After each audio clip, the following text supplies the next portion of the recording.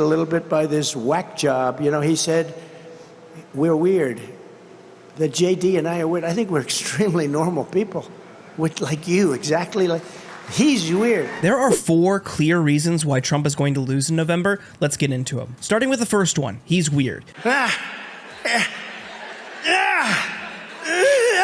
You've heard it a lot recently. Trump and JD Vance are weird. But Trump, who is known to be the king of insults, doesn't have a response. He has no comeback. Did you ever see him go on the stage and go like crazy? It's like, between his movement and her laugh, there's a lot of craziness. I'd say a step further than weird.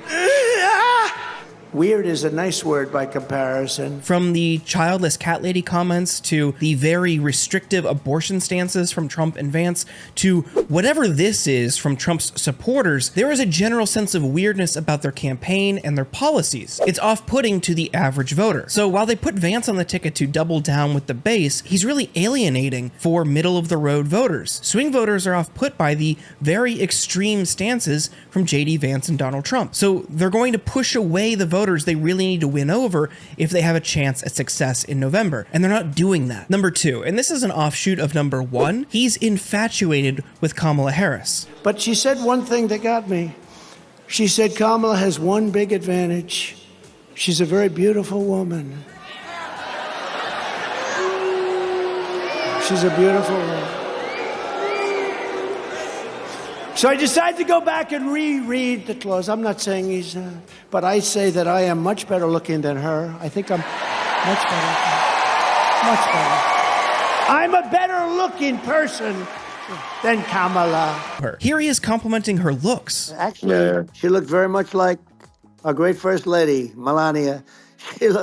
She didn't look like Camilla, that's right. But of course, she's a beautiful woman, so we'll leave it at that, right? And then, of course, during the Elon Musk interview, he made a very weird comment where he compared Harris and his wife Melania, saying they looked alike, and he couldn't tell the difference. Harris being added to the ticket really threw Trump a curveball, and he doesn't know how to swing. Up until Harris took over, Trump was running his campaign on autopilot. He was just hitting Biden on his age and incompetence. Now you have somebody who can complete a sentence and looks like a capable leader, and he doesn't know what to do. And you're seeing that play out here. Number 3, Harris made some interesting moves when she took over. Instead of listening to the people who were running Biden's failing campaign, she charted her own course. Advisors were telling her to lay off the weird comments, which would have been a bad move because that was one of the earliest galvanizing comments that people latched onto. It became a defining narrative for the Trump and Vance campaign. So much so that Tim Walz has made it one of his taglines. Now, people across the country see Trump and Vance and their policies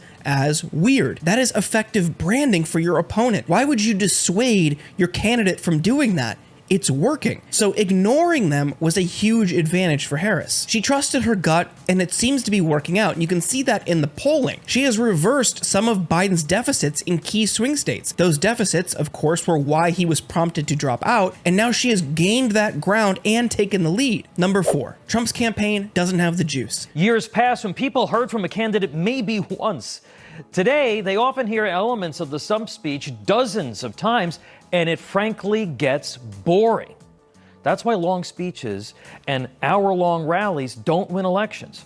What makes a campaign exciting is when a candidate says or does something unexpected. That's the opportunity for Mr. Trump now. His base is growing exhausted. They've seen him for 3 cycles now. There's nothing new coming out of him. He's running tired old bits from 3 cycles ago. He's talking about TiVo again. That was outdated when he tried it in 2016. He's doing it in 2024. We have YouTube TV now.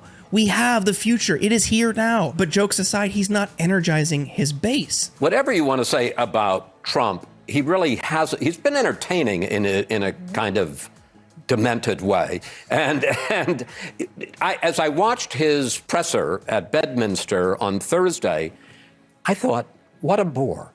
What a bore this man has become. Well, and part of his appeal all along, or part of his political power, has been that he understands the medium of television very well. And you saw flickers of that, right? He had all of the products there lined up at that Bedminster press conference. Like, he understands entertainment, he understands television, but he can't control himself. There's nothing new. There's nothing invigorating. JD Vance, again, is weird, but he's also stale. He's just a low-rent Trump wannabe. People are leaving Trump's rallies early because he's boring. It's the ramblings of a madman for 90 minutes. Who wants to sit through that after waiting for hours before he even takes the stage? And while you can read into the polling, you see that middle-of-the-road Americans, centrist voters or swing voters, are fed up with him. We know Donald Trump. We know that every time he opens his mouth, there's nothing but lies, insults, and vulgarity. And people are tired of it. The American people don't want this anymore. They don't want a president who basically divides us. They don't want a president who calls us names, who cannot even pronounce the name of the vice president of the United States. What they don't want. Kamala Harris. Okay. They know what a Trump presidency looks like. They know what happens if he loses. You look at January 6th, and while sure, a lot of his base likes it, most Americans don't approve of it. They like our system. They don't want a system where somebody is a sore loser and tries to overthrow the government. The average person isn't in support of that.